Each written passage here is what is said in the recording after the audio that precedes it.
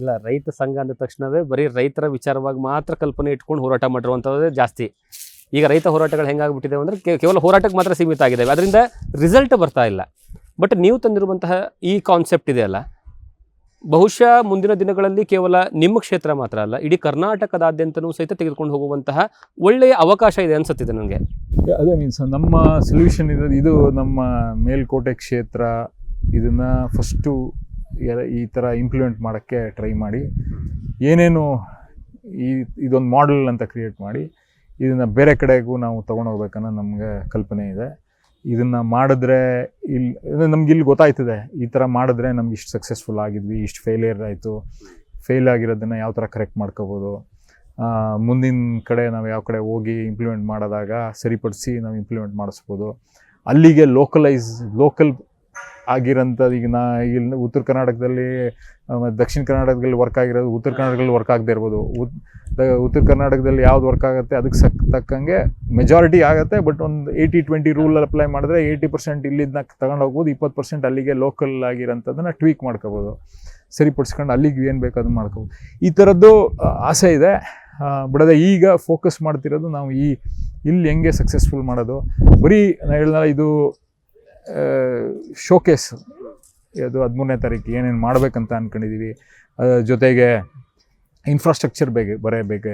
ಈಗ ನಮ್ಮ ಹಳ್ಳಿಗಳು ಇನ್ನು 20, 30, 40 ವರ್ಷದಲ್ಲಿ ಹೆಂಗಿರಬೇಕು ಅಂತ ಕಲ್ಪನೆ ನಮ್ಮದೇನಿದೆ ಅಂತಲೂ ತೋರಿಸ್ತಾ ಇದ್ದೀವಿ. ಇಲ್ಲಿ ಆ ಕಡೆಗೆ ಹೋಗೋಕ್ಕೆ ನಾವು ಹೆಂಗೆ ನಾವು ಕೆಲಸ ಮಾಡೋಕ್ಕೆ ಶುರು ಮಾಡ್ಬೋದು, ಅದನ್ನು ತಲೆಯಲ್ಲಿ ಇಟ್ಕೊಂಡು ನಮ್ಮ ಹಳ್ಳಿಯ ಬ್ಲೂ ಪ್ರಿಂಟ್ ಯಾವ ಥರ ನಾವು ರೆಡಿ ಮಾಡ್ಕೋಬೇಕು ಅನ್ನೋದನ್ನು ಜನರಿಗೆ ಬರೆಸ್ಬೇಕು. ಈಗ ಹಳ್ಳಿಗಳು ಬೆಳೆಸ್ಬೇಕು ಅಂದಾಗ ಇದು ಒಂದೊಂದು ಅಂಶಗಳನ್ನು ನಾವು ತಗೊಂಡು ಆಳವಾಗಿ ಅರ್ಥ ಮಾಡ್ಕೊಂಡು ಕೆಲಸ ಮಾಡೋಕ್ಕೆ ನಾವು ಪ್ರಯತ್ನ ಪಡ್ತಾಯಿದ್ದೀವಿ. ಹಂಗೆ ಎಲ್ಲ ಗೊತ್ತಿಲ್ಲ, ನಮ್ಗೆ ಗೊತ್ತಿರೋಷ್ಟರಲ್ಲಿ ನಮಗೆ ಏನು ಅನಿಸ್ತಾ ಇದೆ ಅದನ್ನು ಪ್ರಯತ್ನಗಳನ್ನು ಮಾಡ್ತಾಯಿದ್ದೀವಿ. ಈಗ ದೊಡ್ಡ ಮಟ್ಟದಲ್ಲಿ ಇಡೀ ದೇಶ ಅಲ್ಲ, ಇಡೀ ವಿಶ್ವದಲ್ಲಿ ಚರ್ಚೆ ಆಗ್ತಾ ಇರುವಂತಹ ವಿಚಾರ ಅಂದರೆ ಪರಿಸರದಲ್ಲಿ ಬದಲಾವಣೆ ಆಗ್ತಾ ಇರೋದು. ದೊಡ್ಡ ಮಟ್ಟದಲ್ಲಿ ಪ್ರಾಬ್ಲಮ್ ಆಗ್ತಾ ಇದೆ. ಕ್ಲೈಮೇಟ್ ಚೇಂಜ್ ಯಾವ ಮಟ್ಟಕ್ಕೆ ಆಗ್ತಾ ಇದೆ ಅಂದರೆ ಕಲ್ಪನೆ ಮಾಡ್ಕೊಳ್ಳೋದಕ್ಕೂ ಆಗ್ತಾ ಇಲ್ಲ. ಅಂತಹ ಕ್ಲೈಮೇಟ್ ಚೇಂಜನ್ನು ಗ್ರಾಮ ಸ್ವರಾಜ್ಯದಲ್ಲಿ ಅಂತಂದರೆ ಈ ಒಂದು ನಿಮ್ಮ ಕಾರ್ಯಕ್ರಮದಲ್ಲಿ ಯಾವ ರೀತಿಯಾದಂಥ ಅರಿವನ್ನು ಮೂಡಿಸೋ ಸಲುವಾಗಿ, ಅಥವಾ ಒಂದು ಅದ್ರ ಬಗ್ಗೆ ಆಗಿರ್ಬೋದು. ಎರಡನೇದೇನೆಂದರೆ ತ್ಯಾಜ್ಯ ವಿಲೇವಾರಿಯ ವಿಚಾರವಾಗಿ, ಯಾಕಂದ್ರೆ ದೊಡ್ಡ ಮಟ್ಟದ ಪ್ರಾಬ್ಲಮ್ ಅದು. ಈಗ ಬೆಂಗಳೂರಂಥ ಸಿಟಿಯಲ್ಲ ಇವಾಗಲೂ ಸಹ ದೊಡ್ಡ ಮಟ್ಟದ ಯಾವ ಚರ್ಚೆ ಆಗುತ್ತೆ ಅಂದರೆ ಅದು ಚರ್ಚೆ ಆಗುವಂಥದ್ದೇ ಬಗ್ಗೆ ತ್ಯಾಜ್ಯ ವಿಲೇವಾರಿ ಬಗ್ಗೆ. ಹಾಗಾಗಿ ಗ್ರಾಮ ಮಟ್ಟದಿಂದನೇ ಅದನ್ನು ಯಾವ ರೀತಿಯಾಗಿ ಅದಕ್ಕೊಂದು ಸೊಲ್ಯೂಷನ್ನ ಕಂಡುಹಿಡ್ಕೊಳ್ಬೋದು ಅಂತ. ಸೊ ದಟ್ಸ್ ಒಂದು ಒಳ್ಳೆ ಕ್ವೆಶ್ಚನ್. ಅದು ಇದಕ್ಕೆ ಪೂರಕವಾಗಿ ನಾವು ಆಗಲೇ ಪ್ರೈವೇಟ್ ಮೆಂಬರ್ ಬಿಲ್ಲನ್ನು ನಾನು ಪ್ರೆಸೆಂಟ್ ಮಾಡಿದ್ದೀನಿ. ಏನು ಹವಾಮಾನ ಬದಲಾವಣೆ ಆಯ್ತಾ ಇರೋಂಥದ್ದಕ್ಕೆ ನಾವು ಯಾವ ಥರ ಸಪ್ರೇಟ್ ಸೆಕ್ರೆಟ್ರಿಯೇಟ್ನೇ ಕ್ರಿಯೇಟ್ ಮಾಡಬೇಕು. ಅದು ಆ ಸೆಕ್ರೆಟ್ರಿಯೇಟು ಎಲ್ಲ ಡಿಪಾರ್ಟ್ಮೆಂಟ್ಸ್ಗಳಿಗೂ ಏನು ಮಾಡಬೇಕಂತ ಹೇಳಬೇಕು. ಅದಕ್ಕೆ separate principal secretary, IAS officer ಎಲ್ಲ ಇಟ್ಟು ಮಾಡಬೇಕಂತ ಪ್ರಪೋಸಲ್ ಇಟ್ಟಿದ್ದೀವಿ. ಅದು ಇನ್ನೂ ಡಿಸ್ಕಷನ್ ನಡೀತಾ, ಪ್ರೆಸೆಂಟ್ ಮಾಡಿದ್ದೀವಿ ಆಗಲೇ. ಬಟ್ ಅದು ಡಿಸ್ಕಷನ್ಗೆ ಇನ್ನೂ ಫ್ಲೋರ್ಗೆ ಬಂದಿಲ್ಲ. ಈ ನೆಕ್ಸ್ಟ್ ಸೆಷನ್ಗೆ ಬರ್ಬೋದಂತ ಹೇಳಿದ್ದಾರೆ. ಅರಣ್ಯ ಡಿಪಾರ್ಟ್ಮೆಂಟು ಮತ್ತು ರೆವಿನ್ಯೂ ಡಿಪಾರ್ಟ್ಮೆಂಟ್ ಇಬ್ಬರು ಡಿಸಾಸ್ಟರ್ ಮ್ಯಾನೇಜ್ಮೆಂಟ್ ಡಿಪಾರ್ಟ್ಮೆಂಟ್ ಎರಡೂ ಚರ್ಚೆ ಮಾಡಿ ಯಾವ ಥರ ಇದನ್ನು ಮಾಡಬೇಕಂತ ಯೋಚನೆ ಮಾಡ್ತಾರೆ. ನೀವು ಹೇಳ್ದಂಗೆ ಹೆಂಗೆ ಹಳ್ಳಿಯ ಬೆಳವಣಿಗೆ, ಹಳ್ಳಿಯ ಸುಧಾರಣೆ ನಮ್ಮ ದೇಶನ ಸುಧಾರಣೆ ಮಾಡ್ತಾರೋ ಅದೇ ರೀತಿ ನಮ್ಮ ಈ ತ್ಯಾಜ್ಯ ಇರ್ಬೋದು, ನಮ್ಮ ಹವಾಮಾನ ಬದಲಾವಣೆ ಆಗಿರ್ಬೋದು, ಪ್ರತಿ ಹಳ್ಳಿ ಪ್ರತಿ ಮನೆಯ ಜವಾಬ್ದಾರಿ ಇದೆ ಇಲ್ಲಿ. ನಮ್ಮ ಮುಂದಿನ ಪೀಳಿಗೆಗೆ ಏನಾದರೂ ನಾವು ಸರಿಯಾದ ನಮ್ಮ ಅರ್ಥನ ಬಿಟ್ಬಿಟ್ಟು ಹೋಗ್ಬೇಕು ಅಂತ ಹೇಳಿದ್ರೆ ಪ್ರತಿಯೊಬ್ಬರ ಜವಾಬ್ದಾರಿನೂ ಇದೆ. ಅದಕ್ಕಿಂತ ಹೆಚ್ಚಾಗಿ ಹೆಚ್ಚಿನ ಪರಿಣಾಮ ಹಳ್ಳಿಯ ಜನರ ಮೇಲೆ ಬೀಳ್ತಾ ಇರೋದು. ಈಗ ನೀವು ಸರ್, ನಾನು ನೋಡಿರೋ ಪ್ರಕಾರ ನಾರ್ತ್ ಈಸ್ಟ್ ಸ್ಟೇಟ್ಗಳಿಗೆ ಹೋದರೆ ತುಂಬ ಚೆನ್ನಾಗಿ ಕ್ಲೀನ್ ಇರುತ್ತೆ. ನೀವು ಯಾವುದೋ ಒಂದು ಸಣ್ಣ ಗ್ರಾಮಕ್ಕೆ ಹೋಗಿ ಅಥವಾ ದೊಡ್ಡ ಸಿಟಿಗೆ ಹೋಗಿ ಎಲ್ಲಿ ಹೋದರೂ ಸಹಿತ ಕ್ಲೀನ್ ಬಗ್ಗೆ ಇಷ್ಟು ಅವ್ರಿಗೆ ಅರಿವು ಇರುತ್ತೆ. ಒಂದು ರೀತಿಯಲ್ಲಿ ಹೆಂಗೆ ಅಂದರೆ ಅವ್ರ ದಿನನಿತ್ಯದ ಜೀವನದಲ್ಲಿ ಅದು ಒಂದು ಭಾಗ ಆಗಿಬಿಟ್ಟಿದೆ. ಬಟ್ ಈ ಭಾಗದಲ್ಲಿ ನಮ್ಮ ಕಡೆ ಅಂತಂದ ತಕ್ಷಣ ಏನಂದರೆ ನಾರ್ತ್ ಈಸ್ಟ್ ಬಿಟ್ಟರೆ ನೀವು ದೇಶದ ಯಾವ ಮೂಲೆ ಹೋದ್ರೂ ಸಹಿತ ಇದೇ ಪ್ರಾಬ್ಲಮ್ ಇದೆ. ಸೊ ಅಲ್ಲಿರುವಂತಹ ಜನರ ಮನಸ್ಥಿತಿ ನಮ್ಮ ಭಾಗದಲ್ಲಿರುವಂಥವ್ರಿಗೆ ಯಾಕೆ ಅಳವಡಿಸ್ಕೊಳ್ಳೋಕ್ಕಾಗ್ತಾ ಇಲ್ಲ ಅಂತ. ಅದೇ ಈ ನಾವು ಹೇಳ್ಕೊಡಕ್ಕೆ ಜನರಿಗೆ ಅರಿವು ಮೂಡಿಸ್ಬೇಕು, ನಾವು ಅವೇರ್ನೆಸ್ ಬರಬೇಕು. ಇದು ಪ್ರಾಬ್ಲಮ್ ಅಂತ ಅರ್ಥ ಆದರೆ ನಾವು 50% ಆಫ್ ದ ಬ್ಯಾಟಲ್ ಗೆದ್ದಂಗೆ. ಇದು ಪ್ರಾಬ್ಲಮ್ ಅಂತ ಅರ್ಥ ಮಾಡಿಸೋದ್ರಲ್ಲೇ ನಾವು ಇನ್ನೂ ಇಡ್ತಾ ಇದೀವಿ. ಫಸ್ಟು ಇದು ಪ್ರಾಬ್ಲಮ್ಮು, ಇದರಿಂದ ಆಗ್ತಿರೋಂಥ ಪರಿಣಾಮಗಳೇನು ಅಂತ ನಾವು ಕ್ಲಿಯರ್ ಕಟ್ಟಾಗಿ ಅರ್ಥ ಮಾಡ್ಸೋಕ್ಕೆ ನಾವು ಏನೇನು ಅವೇರ್ನೆಸ್ ಪ್ರೋಗ್ರಾಮ್ಗಳು ಮಾಡಲೇಬೇಕು. ಸೆಕೆಂಡು, ನಾವು ಅದನ್ನು ಅರ್ಥ ಆಗ್ಬಿಟ್ರೆ ನಾವೇನು ಹೇಳ್ಕೊಡೋದು ಬೇಕಿಲ್ಲ, ಆಟೋಮೆಟಿಕ್ ಆಗುತ್ತೆ. ಸೊ ನಾವು ಮಾಡಬೇಕಾಗಿರೋದೇನು, ಫ್ಯೂಚರ್ ಜನ್ರೇಷನ್ಸ್ಗೂ ಎಜುಕೇಟ್ ಮಾಡಬೇಕು, ಸ್ಟೂಡೆಂಟ್ಸ್ಗೆ ಎಜುಕೇಟ್ ಮಾಡಬೇಕು, ಸ್ಕೂಲ್ಗಳಲ್ಲಿ ಎಜುಕೇಟ್ ಮಾಡಬೇಕು, ಅವ್ರ ತಂದೆ ತಾಯಿಗಳಿಗೆ ಹೇಳ್ಕೊಡ್ಬೇಕು. ತಂದೆ ತಾಯಿಗಳಿಗೆ ಯಾವ ಥರ ಎರಡು ಈಗ ಆಗಿರೋ ಡ್ಯಾಮೇಜ್ನ ಯಾವ ಥರ ಕಂಟ್ರೋಲ್ ಮಾಡಬೇಕು, ಮುಂದೆ ಇನ್ನಾಗಂಥ ಡ್ಯಾಮೇಜ್ನ ಯಾವ ಥರ ಪ್ರಿವೆಂಟ್ ಮಾಡಬೇಕು, ಎರಡರ ಮೇಲೂ ನಾವು ಫೋಕಸ್ ಮಾಡಬೇಕು. ಕ್ಲೈಮೇಟ್ ಚೇಂಜಿಂದ ಹವಾಮಾನ ಬದಲಾವಣೆ ಆಯ್ತಾ ಇರೋದ್ರಿಂದ ನಮ್ಮ ರೈತರ ಮೇಲೆ ಬೀಳ್ತಿರೋಂಥ ಪರಿಣಾಮಗಳೇನು, ಅದಕ್ಕೆ ಬೇಕಾಗಿರೋಂಥ ಬೆಳೆ ಪದ್ಧತಿ ಬದಲಾವಣೆಗಳೇನಿದೆ ಅದನ್ನು ಮಾಡ್ಕೊಳ್ಳೋಕ್ಕೆ ನಾವು ಪ್ರಯತ್ನ ಪಡಿಸ್ಬೇಕು. ಈಗ ಲಾಸ್ಟ್ 25 ವರ್ಷದಲ್ಲಿ 20 ವರ್ಷ 17 ವರ್ಷ ಅನಿಸಿದೆ, 17-18 ವರ್ಷ ಬರಗಾಲ ಅಂತ ಡಿಕ್ಲೇರ್ ಮಾಡಿದ್ದೀವಿ. ಸೊ ಮುಂಚೆ 5 ವರ್ಷಕ್ಕೆ 6 ವರ್ಷಕ್ಕೆ ಒಂದ್ಸತಿ ಬರ್ತಾಯಿತ್ತು, ಈಗ ಎವ್ರಿ ಅದರ್ ಇಯರ್ಗಿಂತ ಫ್ರೀಕ್ವೆನ್ಸಿ ಇನ್ನೂ ಜಾಸ್ತಿ ಆಗಿದೆ. ಸೊ ಇದನ್ನು ಅರ್ಥ ಮಾಡ್ಕೊಂಡ್ರೆ ಸಾಕು ನಮಗೆ ಇದೇನಾಗ್ತಾ ಇದೆ ಅನ್ನೋದನ್ನ. ಅದ್ರ ಪ್ರಕಾರ ನಾವು ನಮ್ಮ ಹಳ್ಳಿಗಳನ್ನು, ನಮ್ಮ ಪಂಚಾಯತಿಗಳನ್ನು ಯಾವ ಥರ ಕಸ ವಿಲೇವಾರಿ ಇರ್ಬೋದು, ಕಸ ವಿಲೇವಾರಿ ಒಂದು ಕಡೆ, ಕಸ ಬರದೇ ಇರೋಂಗೆ ಹಿಂದೆ ನಾವು ಬದುಕ್ತಾ ಇದ್ವಿ. ನಾವೇನು ಅದೇ ಹೇಳಲ್ಲ, ಏನು ಹೊಸ್ದಾಗಿ ಮಾಡ್ತಾ ಇಲ್ಲ ನಾವು, ಹಳೇದಕ್ಕೆ ಹೋದ್ರೆ ಸಾಕು ನಾವು ಅಷ್ಟೇ. ಈಗ ನಾವು ಚಿಕ್ಕವನಾಗಿದ್ದ ನಾವು ಯಾವುದೇ ಫಂಕ್ಷನ್ಗಳಿಗೆ ಹೋದ್ರು ದೊನ್ನೆ ಎಲೆ ಸ್ಟೀಲ್ ಲೋಟದಲ್ಲಿ ಒಂದು ಹುಡುಗ ನೀರು ಹಿಡ್ಕೊಂಡು ಬಕೆಟ್ ಹಿಡ್ಕೊಂಡು ನೀರು ಹಿಡ್ಕೊಂಡು ಕೊಡ್ಕೊಳೋನು. ಅಲ್ಲಿ ಯಾವ ವೇಸ್ಟು ಆಯ್ತಾ ಇರಲಿಲ್ಲ, ಅದೆಲ್ಲ ಗೊಬ್ಬರ ಆಗೋದು. ತಿಪ್ಪೆಗೆ ಸುರಿಯೋವು ಗೊಬ್ಬರ ತಗೊಂಡೋಗಿ ನಮ್ಮ ಇದಕ್ಕೆ ಹಾಕುತ್ತಾ ಇದ್ವಿ. ಇವತ್ತು ಬಾಟ್ಲ್ಗಳನ್ನು ಸುಡ್ತಾ ಇದ್ದೀವಿ. ನಾವು ಎಷ್ಟೇ ಇದ್ರೂ ನಾವು ಬಾಟಲ್ ವಾಟರ್ ತರಿಸ್ಲೇಬೇಕು. ಇದೆಲ್ಲ ಅಂದರೆ ಏನು ಡಿಫ್ರೆನ್ಸ್ ಅಂತ ಹೇಳ್ತಾ ಇನ್ನು ಅಷ್ಟೇ. ನಾವು ಎಲ್ಲಿ ಬದಲಾವಣೆ, ನಾವು ಕನ್ವೀನಿಯನ್ಸಿಗೆ ಯೂಸ್ ಆಗಿಬಿಟ್ಟಿದ್ದೀವಿ. ಸೊ ಅದನ್ನು ನಾವು ಯಾವ ಥರ ಸರಿಪಡಿಸ್ಬೇಕು ಅಂತ ಯೋಚನೆ ಮಾಡೋಕ್ಕೆ ಶುರು ಮಾಡಬೇಕು. ಅಗೇನ್ ಏನು ಹೊಸ್ದಿಲ್ಲ, ಎಲ್ಲ ಹಳೇದೆ, ವಾಪಸ್ ಮಾಡಬೇಕು ಅಷ್ಟೇ. ಸರ್, ಈಗ ರಾಜ್ಯದಲ್ಲಿ ಒಟ್ಟು 224 ಜನ ಶಾಸಕರಿದ್ದಾರೆ, 75 ಜನ ಪರಿಷತ್ ಸದಸ್ಯರು ಇದ್ದಾರೆ. ಆದರೂ ಸಹಿತ ಈ ಕಲ್ಪನೆ ಹೇಗೆ ಬಂತು ಅಂತ. ಸೊ ಈ ಕಲ್ಪನೆಗಳು ಹೆಂಗೆ ಅಂದರೆ, ದಿನನಿತ್ಯ ನಾವು ಅದೇ ನನಗೆ ಸುಮಾರು ದಿವಸ ಆಯಿತು ಅರ್ಥ ಮಾಡ್ಕೊಳ್ಳೋಕ್ಕೆ. ಎಲ್ಲ ಅದೇ 50% of the battle is one. ನೀವು 50% ನೀವು ಸೊಲ್ಯೂಷನ್ ಹುಡುಕ್ದಂಗೆ ನೀವು ಪ್ರಾಬ್ಲಮ್ ಅರ್ಥ ಆದರೆ. ಸೊ ಪ್ರಾಬ್ಲಮ್ ಅರ್ಥ ಮಾಡ್ಕೊಳ್ಳೋಕ್ಕೆ ಸುಮಾರು ಟೈಮ್ ಹಿಡಿತು. ಅದಾದಮೇಲೆ ಇದನ್ನೆಲ್ಲ ಏನೇನು ಮಾಡಬೇಕಂತ ಅನಿಸಿತ್ತು ಅದನ್ನೆಲ್ಲ ಇಂಪ್ಲಿಮೆಂಟ್ ಮಾಡೋಕ್ಕೆ ಟ್ರೈ ಮಾಡ್ತಾಯಿದ್ವಿ. ಹಂಗೆ ಈಗ ಸಿಸ್ಟಮ್ಸು ನಾವು ಯಾವಾಗಲೂ ಬೇರೆಯವ್ರ ಮೇಲೆ ಡಿಪೆಂಡೆನ್ಸಿ ಇದ್ದರೆ ನಾವು ಮಾಡೋಕ್ಕಾಗಲ್ಲ. ಅದಕ್ಕೆ ಸ್ವರಾಜ್ ಕಾನ್ಸೆಪ್ಟ್ ಹಿಂದೆ ಬಂದಿತ್ತು. ನಮ್ಮ ಇರೋಂಥ ಪಾಪ್ಯುಲೇಷನ್ಗೆ ತಕ್ಕಾಗೆ ರೇಷೋ ಗೌರ್ಮೆಂಟ್ ಎಂಪ್ಲಾಯೀಸ್ ಯಾವುದೇ ಕಾರಣಕ್ಕೂ ಇರೋಕ್ಕಾಗಲ್ಲ. ಇದ್ರೂ ನಮ್ಮದು ನಮ್ಮ ಊರು ನಮ್ಮ ಹೆಮ್ಮೆ ಅಂತ ಒಂದು ಏನು ನಮ್ಮ ಮನಸ್ಸಲ್ಲಿ ಬರೆಸ್ಬೇಕು.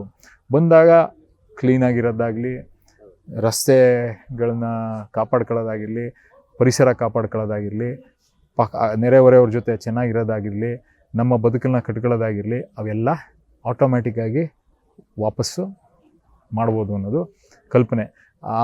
ಇದನ್ನೆಲ್ಲ ಸಮಸ್ಯೆಗಳ ಅರ್ಥ ಆಯ್ತಾ ಜಗಳಗಳನ್ನು ನಾವು ನೋಡ್ತಾ ಇದ್ದೀವಿ ಪ್ರತಿ ಊರಲ್ಲೂ. ಯಾಕೆ ಕೇಸ್ ಹಾಕೊಂಡು ಒಬ್ಬರ ಮೇಲೆ ಒಬ್ಬರು ಯಾಕೆ ಕೇಸ್ ಹಾಕುತ್ತಾರೆ, ಅನ್ಯೋನ್ಯವಾಗಿ ಯಾಕೆ ಹೋಗೋಕ್ಕಾಯ್ತಾ ಇಲ್ಲ, ಎಷ್ಟು ಜನ ಕೇಸು ಕೋರ್ಟು ಕಚೇರಿ ಅಂತ ಅಲಿತಾ ಇದ್ದಾರೆ. ಸೊ ಇದನ್ನೆಲ್ಲ ಅರ್ಥ ಮಾಡ್ಕೊಂಡಾಗ ಯಾವ ಸಮಸ್ಯೆಗಳಿಗೋಸ್ಕರ ಜನರು ಇಷ್ಟೊಂದು ಪರದಾಡ್ತಿದ್ದಾರೆ ಅಂತ ಅನ್ಸ್ಕೊಂಡಾಗ, ಮೂಲಭೂತ ಸೌಕರ್ಯಗಳು ಒಂದು ಕಡೆ, ಅದು ಸರ್ಕಾರದಿಂದ ಗ್ರ್ಯಾಂಟ್ಗಳನ್ನ ನಾವು ತಗೊಂಬಂದು ಕೆಲಸ ಮಾಡಿಸೋಂಥದ್ದು, ನಮ್ಮ ಬಡ್ಜೆಟ್ಗೆ ಅನುಗುಣವಾಗಿ ಏನೈತೆ ಅದು ಒಂದು ಕಡೆ.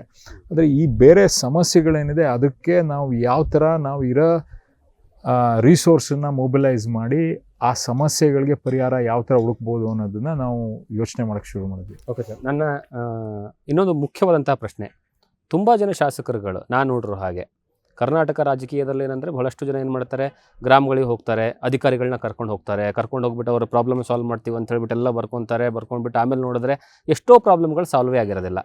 ಆದರೆ ನೀವು ಮಾಡ್ತಾ ಇರುವಂತಹ ಕಾರ್ಯಕ್ರಮ ಇದೆಯಲ್ಲ ಸ್ವರಾಜ್, ಈ ಕಾರ್ಯಕ್ರಮದಲ್ಲಿ ಬಂದಿರತಕ್ಕಂತಹ ಜನರಿಗೆ ಇವರು ಬಂದು ಇನ್ಫಾರ್ಮೇಷನ್ನ ತೊಗೊಂಡು ಹೋಗ್ತಾರೆ ಅಥವಾ ಭಾಗಿಯಾಗ್ತಾರೆ. What next? ಸೊ ಇದನ್ನು ಇವತ್ತೇ ಹೇಳ್ತಾ ಇಲ್ಲ, ಅಂದರೆ ಈಗ ಕೆಲವು ದಿನಗಳ ಮುಂಚೆ, ವಾರಗಳ ಮುಂಚೆ ಒಂದು ಕಾರ್ಯಕ್ರಮ ಮಾಡಿದ್ರಿ. ಒಂದು 1500-1800 ಜನ ಮಹಿಳೆಯರು ಬಂದಿದ್ದರು.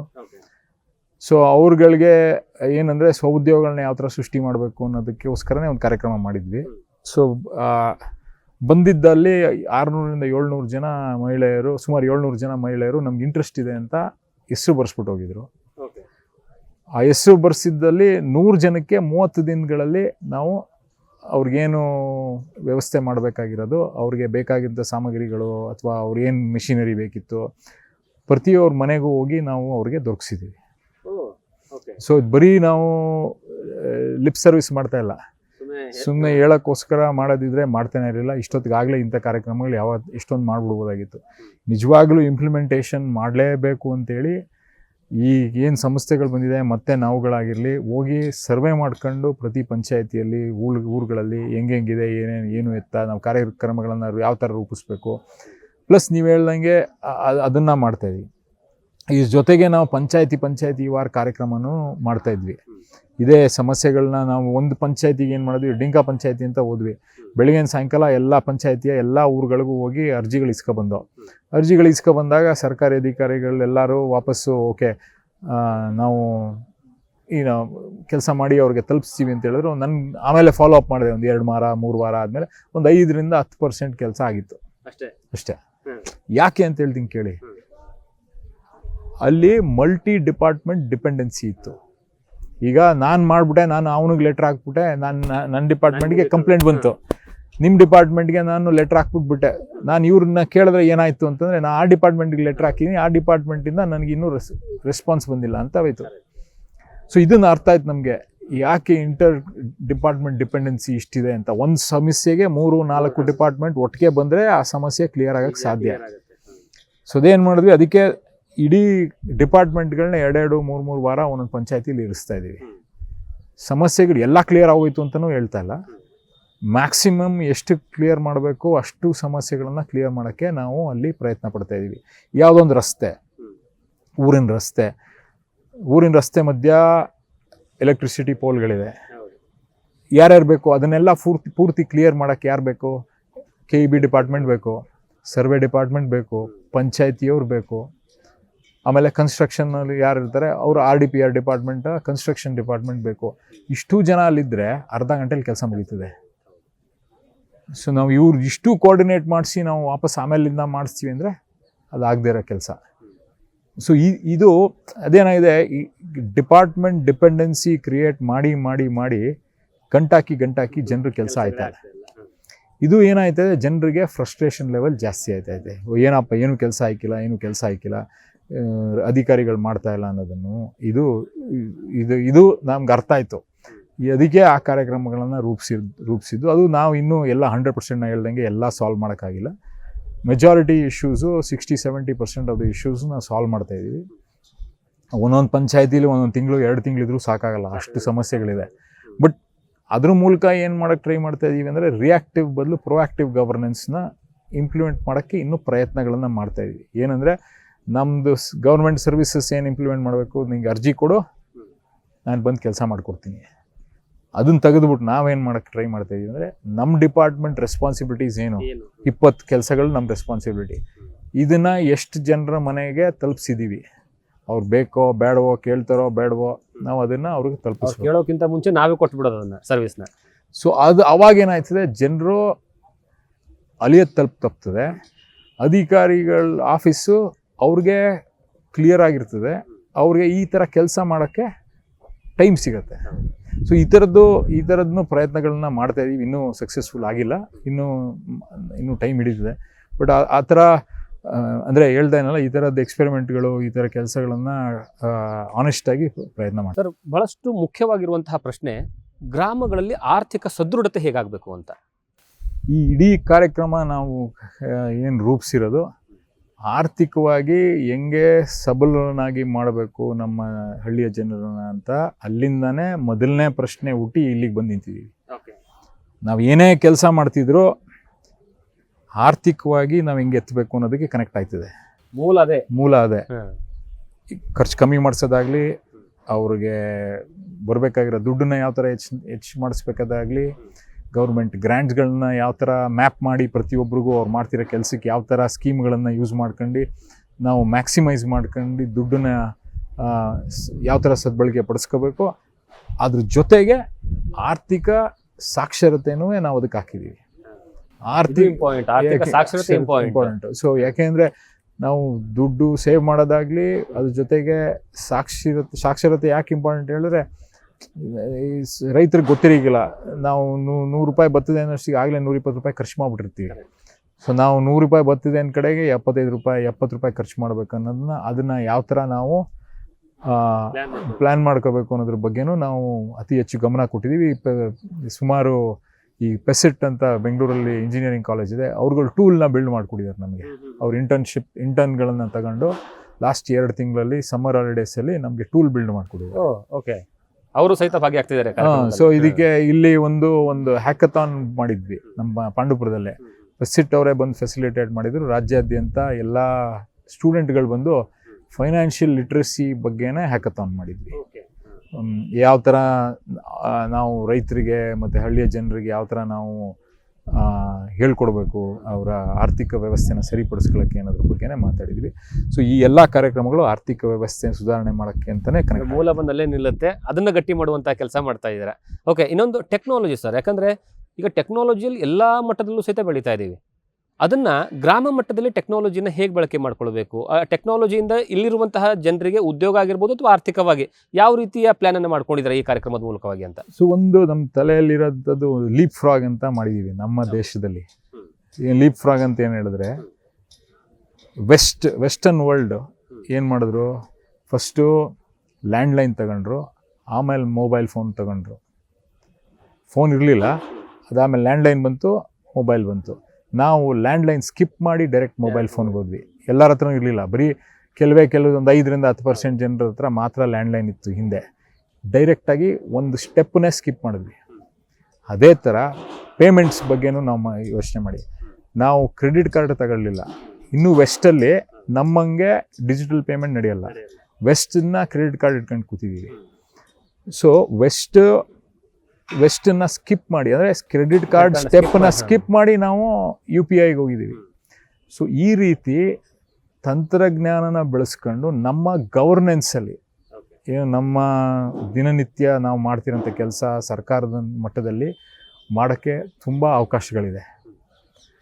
ಅದನ್ನು ನಾವು ಯಾವ ಥರ ಮಾಡಬೇಕು ಅನ್ನೋದ್ರ ಬಗ್ಗೆ ಯೋಚನೆ ಮಾಡಿ ಸ್ವಲ್ಪ ಟೂಲ್ಗಳನ್ನು ನಾವುಗಳೇ ಒಂದು ಸಣ್ಣ ಟೀಮ್ ಹಾಕೊಂಡು ಬಿಲ್ಡ್ ಮಾಡ್ತಾ ಇದ್ದೀವಿ. ಏನೋ ಅದು ಮೇಲುಕೋಟೆ ಅಂತ ಹೇಳ್ಬಿಟ್ಟು ಏನೋ ಆ್ಯಪ್ ಮಾಡಿದ್ರಿ ಅಂತ, ಏನು ಸರ್ ಅದು ಎಕ್ಸಾಕ್ಟ್ಲಿ? ಸೊ ಮೇಲ್ಕೋಟೆ ವಾಣಿ ಅಂತ ಮಾಡ್ಕೊಂಡಿದ್ದೀವಿ.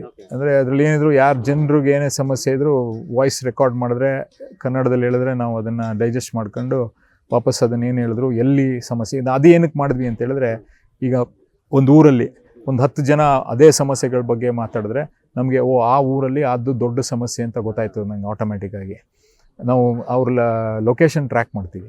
ಸೊ ಆ ಊರಲ್ಲಿ ಆ ಒಂದು ಸಮಸ್ಯೆ ಇಮಿಡಿಯೇಟಾಗಿ ಹೆಂಗೆ ಆ್ಯಕ್ಷನ್ ತೊಗೊಳ್ಬೇಕು ಅನ್ನೋದ್ರ ಬಗ್ಗೆ ನಾವು ಕ್ರಮ ವಹಿಸ್ತೀವಿ.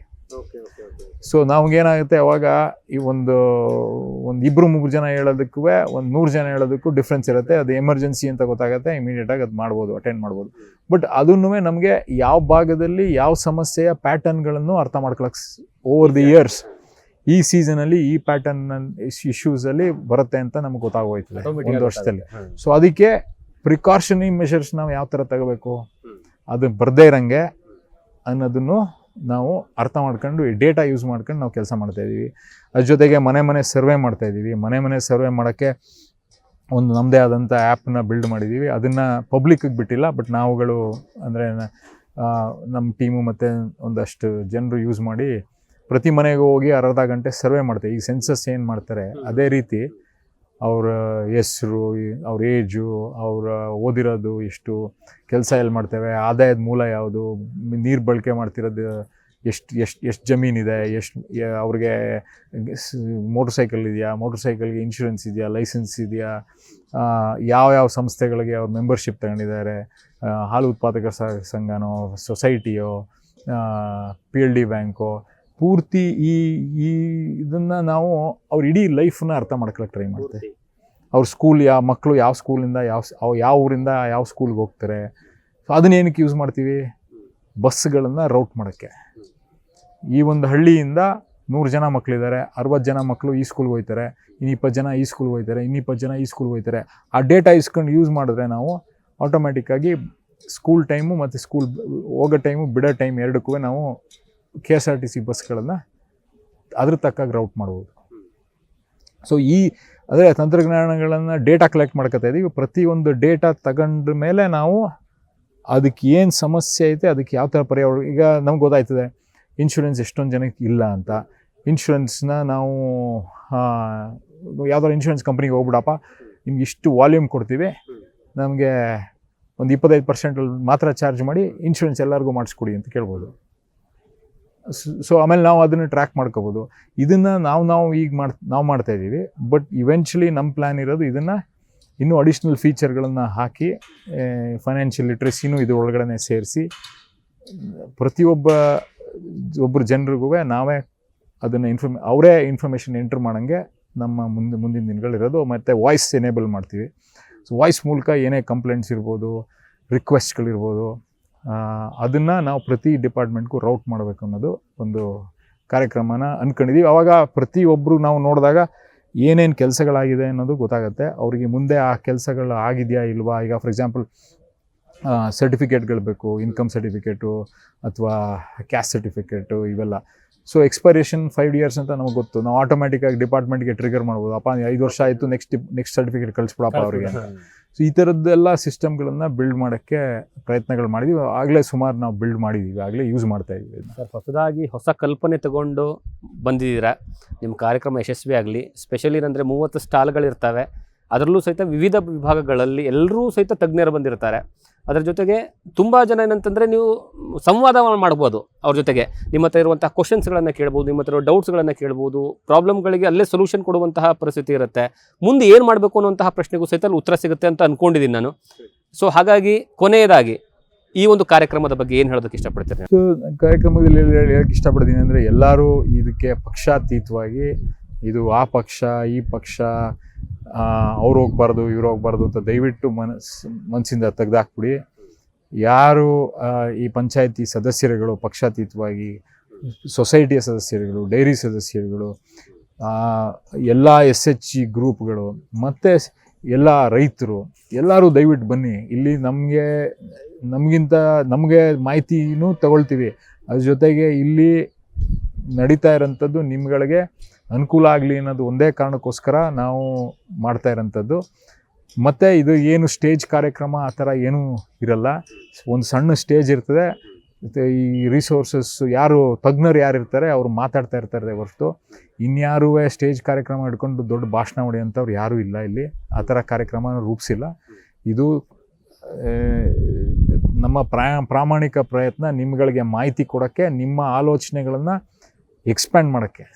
ಇದು ಸಾಧ್ಯನಾ, ಇದು ಸಮಸ್ಯೆನಾ ಅಂತ ಫಸ್ಟ್ ಅರ್ಥ ಮಾಡ್ಕೊಂಡು ಅದ್ರ ಜೊತೆಗೆ ಇದು ಸಾಧ್ಯನಾ, ಈ ಥರ ಇಂಪ್ಲಿಮೆಂಟ್ ಮಾಡ್ಬೋದು ನಾವೇ ಅನ್ನೋದನ್ನು ಒಂದು ಬೀಜನ ಬಿತ್ತಕ್ಕೋಸ್ಕರ ಇದನ್ನು ಕರೆಸ್ತಾ ಇರೋಂಥದ್ದು. ದಯವಿಟ್ಟು ಹೆಚ್ಚಿನ ಸಂಖ್ಯೆಯಲ್ಲಿ ಬಂದು ಭಾಗವಹಿಸಿ. ಕೃಷಿ ಆಗಿರಲಿ, ವಿದ್ಯೆ ಆಗಿರಲಿ, ಎಲ್ಲ ಯುವಜನತೆಗೆ ಉದ್ಯೋಗ ಸೃಷ್ಟಿ ಮಾಡೋದಾಗಲಿ, ಹಲವಾರು ಸಮಸ್ಯೆಗಳ ಬಗ್ಗೆ ಇಲ್ಲಿ ನಾವೆಲ್ಲ ಒಗ್ಗಟ್ಟಾಗಿ ಪರಿಹಾರ ಹುಡುಕೋದ ಅಂತ ಹೇಳ್ತಾ ನಾನು ನಿಮ್ಮೆಲ್ಲ ದಯವಿಟ್ಟು ಹೆಚ್ಚಿನ ಸಂಖ್ಯೆಯಲ್ಲಿ ಬರಬೇಕು ಅಂತ ನಿಮ್ಮಲ್ಲಿ ಕೇಳ್ಕೊಳ್ತೀನಿ. Okay sir. ಒಬ್ಬ ಶಾಸಕ ಕೇವಲ ಸರ್ಕಾರದ ಅನುದಾನಗಳಿಗೆ ಮಾತ್ರ ಕಾಯ್ಕೊಂಡು ಕೂತ್ಕೊಳ್ಳಾರ್ದೇನೆ ಈ ಥರನೂ ಸಹಿತ ಕೆಲಸ ಮಾಡ್ಬೋದು. ಅಥವಾ ಏನಂದರೆ ಜನರ ಜೊತೆ, ಜನರ ಮನೆಗಳಿಗೆ ಹೇಗೆ ರೀಚ್ ಆಗಬೇಕು, ಕೇವಲ ಚುನಾವಣೆ ಬಂದಾಗ ಮಾತ್ರ ಅಲ್ಲ, ಅದಕ್ಕಿಂತ ಮುಂಚಿತವಾಗಿ ರೀಚ್ ಆದರೆ ಜನ ಚುನಾವಣೆ ಬರುವಂಥ ಅವಶ್ಯಕತೆ ಇಲ್ಲ ಅನ್ನುವಂತಹ ಮೆಸೇಜ್ನ ಕಳಿಸ್ತಾ ಇದ್ದೀರಾ. ನಿಮ್ಮ ಕಾರ್ಯಕ್ರಮದ ಬಗ್ಗೆ ತುಂಬ ದೊಡ್ಡ ಕಲ್ಪನೆ ಇದೆ. ಆ ಕಲ್ಪನೆ ಯಾವ ಮಟ್ಟಿಗಿದೆ ಅಂತಂದರೆ ಎಲ್ಲರೂ ಸಹಿತ ಇದ್ದಾರೆ ಅದರಲ್ಲಿ. ಹುಟ್ಟಿರುವಂತಹ ಮಗುವಿಂದ ವಯಸ್ಸಾಗಿರುವಂತಹ ವ್ಯಕ್ತಿಯವರೆಗೂ ಸಹಿತ ಎಲ್ಲರೂ ಸಹಿತ ಈ ಕಾರ್ಯಕ್ರಮದಲ್ಲಿ ಸದುಪಯೋಗವನ್ನು ಪಡ್ಕೊಳ್ಬೋದು. ಹಾಗಾಗಿ ನಾವು ಸಹಿತ ನಿಮಗೆ ರಿಕ್ವೆಸ್ಟ್ ಮಾಡ್ಕೊಳ್ತೀವಿ, 13ನೇ ತಾರೀಕು ನಡೆಯುವಂತಹ ಈ ಕಾರ್ಯಕ್ರಮದಲ್ಲಿ ಪಾಂಡವಪುರದಲ್ಲಿರುತ್ತೆ. ಆ ಒಂದು ಸ್ಟೇಡಿಯಂಗೆ ಬಂದು ಕಾರ್ಯಕ್ರಮದಲ್ಲಿ ಭಾಗಿಯಾಗಿ ನಿಮ್ಮ ಎಲ್ಲ ಪ್ರಾಬ್ಲಮ್ಸ್ಗಳು ಏನೇನಿದ್ದಾವೆ, ಎಲ್ಲ ಡೌಟ್ಸ್ಗಳು ಏನೇನಿದ್ದಾವೆ ಕ್ಲಾರಿಫಿಕೇಷನ್ ಮಾಡ್ಕೊಳ್ಳೋದಕ್ಕೆ ತಜ್ಞರು ಬರ್ತಾರೆ. ಹಾಗಾಗಿ ಈ ಕಾರ್ಯಕ್ರಮದ ಸದುಪಯೋಗ ಪಡ್ಕೊಳ್ಳಿ ಅಂತ ನಾವು ಸಹಿತ ಕೇಳ್ಕೊಳ್ತೀವಿ. ದರ್ಶನ್ ಪುಟ್ಟಣ್ಣಯವರು ಹೊಸದಾಗಿ ರಾಜ್ಯದಲ್ಲಿ 224 ಜನ ಶಾಸಕರಲ್ಲಿ ಹೊಸತನವನ್ನು, ಹೊಸ ಬೀಜವನ್ನು ಬಿತ್ತುವಂತಹ ಕೆಲಸವನ್ನು ಮಾಡ್ತಾ ಇದ್ದಾರೆ.